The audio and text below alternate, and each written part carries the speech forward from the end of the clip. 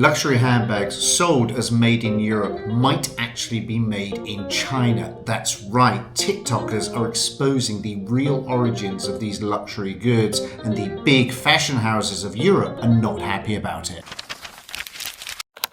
Hello everybody, my name is Toby. Welcome back to the channel. Today I'm not in China. In fact, I'm in London and I'm at my kitchen table. And today I want to talk about a relationship between China and Europe with particular focus on what has been exposed by these TikTokers. So basically, over the last week, TikTokers have exposed what a lot of people, really a very well-kept industry secret basically, but still a lot of people knew about it, but seemingly not enough people knew about it. And by that, I mean the consumers, the people buying. So your names like Prada, Coach, and perhaps even Louis Vuitton. And those brands often, or in fact most of the time, if not all the time, are labeled as made in Italy, for example, or made in France. So in Europe. But it turns out through these TikTokers videos that these goods, these luxury goods, might not always be 100% European made. In fact, what's likely to have happened is that a lot of the manufacturing work will have been done in China, specifically down in Guangzhou or in Pinghu or in Dongguan, where a lot of leather goods and a lot of luxury brands have their goods made. And then once most of the process is done, some 90+% perhaps, then it's sent off to Europe, to your France, to your Italy for a final touch up or to put a label on. And from there, they can say it's made in Italy or it's made in France. And that is what's going on right now. The whole system is being exposed. So how did this all come about? Well, basically workers in the factories or in the warehouses, so supply chain or actual people making or stitching these garments, started posting on TikTok. Which Chinese factory supplies for Louis Vuitton? Let me tell you the secret. Louis Vuitton have many Chinese suppliers, but they just don't admit it. 50% of the Louis Vuitton bag are from these two places, Guangzhou City and Dongguan City.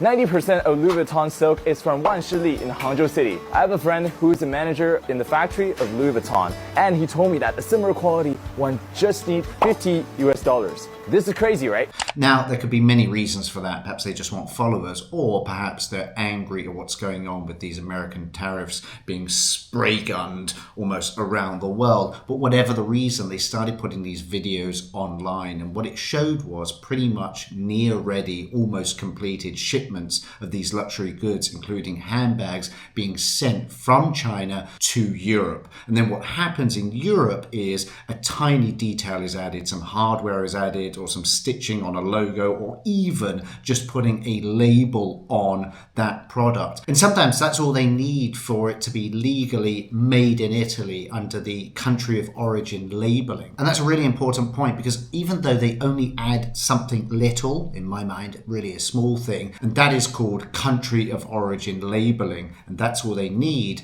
to label it as made in Italy or made in France, made in Europe. All right, let's take a step back, and I want to explain some basic terms in manufacturing, especially to do with factories in China. Now, for a lot of you, you'll know about this, and it will sound a bit patronizing. I'm sorry for that, but some people don't understand the processes that are involved in China. So let's go over that briefly. First of all, this term, OEM, original equipment manufacturing. And let's take an example. Let's say, for example, Nike of America, the shoe, sneaker, trainer company. They will design a lovely shoe and they'll send it to the factory, for example, in China, or often in Vietnam as well. Vietnam produces a lot of shoes. They'll send that design to the factory, and the factory, based on Nike's designs, will create or manufacture that shoe. And that is OEM, original equipment manufacturing. There's another term which is ODM, original design manufacturing, and the difference there is the factory will also be involved in the design of the product. Now let's continue with our example of shoes. Let's say, for example, me, Toby, I am a shoe company. I've got Toby's shoes, and I either design part of it or I let the factory design the shoe entirely, and that is ODM, original design manufacturing. They make a shoe for me, and at the very end I stick on my logo, my label, Toby shoes, a big T logo, and that's often called white labeling or private labeling. Now let's get back to these luxury handbags. So what will often happen is this: in major hubs in China, the industrial hubs where these things are created, like Dongguan or Guangzhou or Pinghu, known for their leather work, their accessories, their handbags basically, a lot of the work will be done there. Now, the materials, for example, the leather might be from Italy or South America, the zippers from Japan, the thread, for example, from Germany. That could all happen. But once the materials get to China, they will do most of the heavy lifting, the stitching, the cutting, all of the initial work will be done in China. Then these nearly finished products are sent to Italy, Spain, France, anywhere in Europe, or the European Union, I should say, and sort of minimal final touches are done. A logo, a label are put on, and sometimes, according to EU law, that is enough for them to then say it's made in Europe. And I suppose the question here is that misleading? That's the debate, right? I mean, we can have a further debate about what it means to be made in China or made in Europe. You know, previously over the last maybe 20, 30 years, made in China was often sort of looked down upon. But nowadays, with these big Chinese brands coming out, whether they be sort of electronics like your Huawei or your Xiaomi, or the drones, you know, that are out there. By the way, the biggest drone manufacturer and the biggest market shareholder, of course, is a Chinese company, DJI. They're the big drone manufacturers, but also fashion houses. So what does it mean to be a Chinese fashion house, and what does it mean to be a European house? That, I suppose, is a debate we could have either now or in a separate video.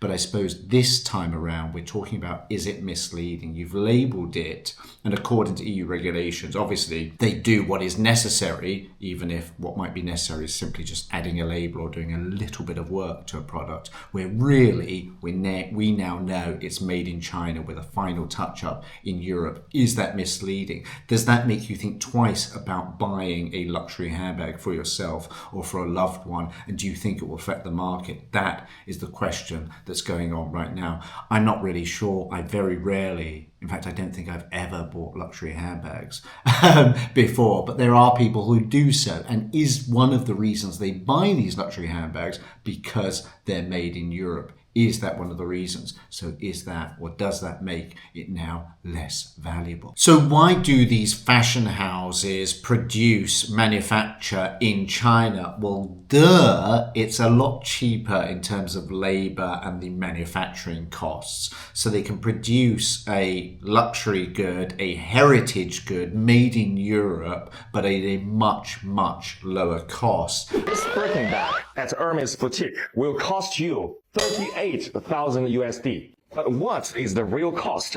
out of the factory? Today, I'm going to break it down in front of you, step by step. First thing first, Hermès only use the leathers from the 3 top-level suppliers. One is called Nuti from Italy. And the second is Weinheim from Germany. And the third is Haas from France. One piece of Togo leather, the same leather as this one, will cost 450 USD.